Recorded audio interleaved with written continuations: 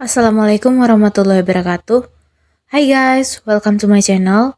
Balik lagi sama aku, Tri Puja Ramadhani, NPM A1A022045, kelas 2B Pendidikan Bahasa Indonesia, Universitas Bengkulu. Di sini aku bakal ngejelasin materi pengelolaan pendidikan. Disimak ya. Semoga bermanfaat.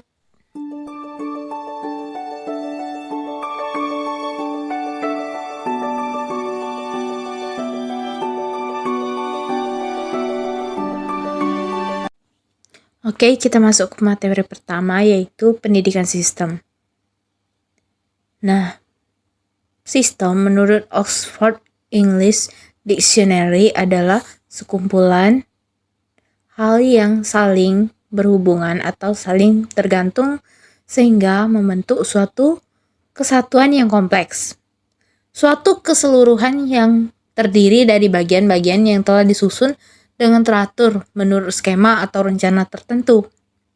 Menurut Fatah, pandangan pendidikan sebagai suatu sistem itu dapat dilihat secara mikro dan makro. Secara mikro, pendidikan dapat dilihat dari hubungan elemen peserta didik, pendidik, dan interaksi keduanya dalam usaha pendidikan, sedangkan secara makro menjangkau elemen-elemen yang lebih luas.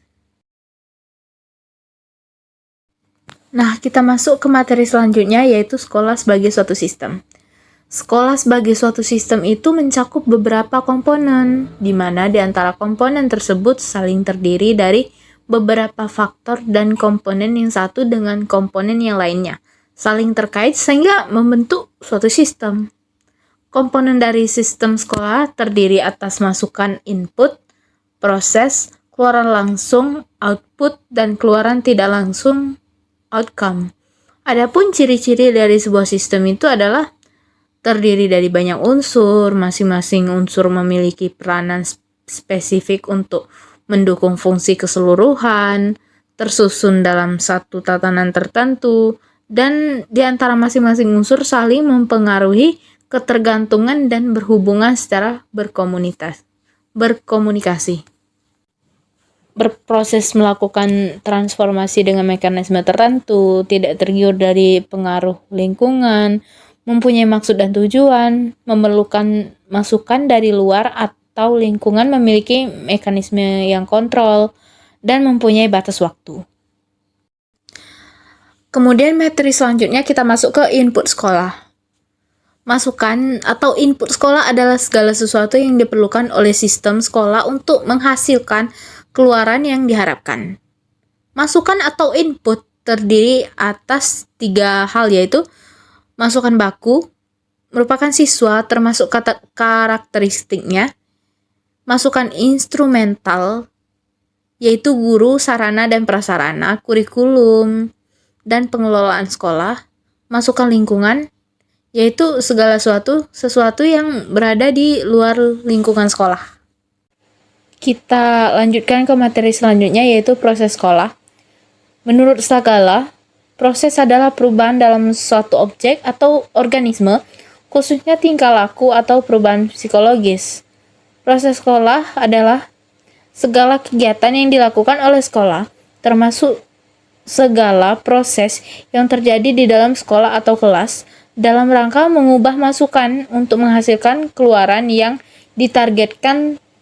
Proses di sini mencakup kegiatan belajar mengajar, kegiatan pengelolaan sekolah, serta kegiatan administrasi sekolah. Proses pembelajaran atau PBM merupakan ujung tombak dari proses pendidikan, yang mana suatu kegiatan dilakukan oleh guru berkaitan dengan materi ajar yang berlangsung dan dikemas secara interaktif, menyenangkan, menantang, memotivasi, serta merangsang peserta didik untuk berpikir aktif, kreatif, dengan menggunakan berbagai pendekatan rahman dan rahim, kasih sayang, serta penuh cinta. Nah, suatu proses itu agar keberhasilannya seunsur perencanaan. Misalnya, bagi seorang guru yang akan melaksanakan proses pembelajaran, maka guru tersebut harus sesuai harapan. Harus diawali dengan perencanaan planning. Perencanaan yang baik akan mendorong terselenggaranya proses yang ideal, sehingga setiap pelaksanaan proses harus menguasai unsur perencanaan proses pembelajaran yang baik, seperti kebutuhan peserta didik, kompetensi dasar, tujuan, dan strategi yang lain-lain.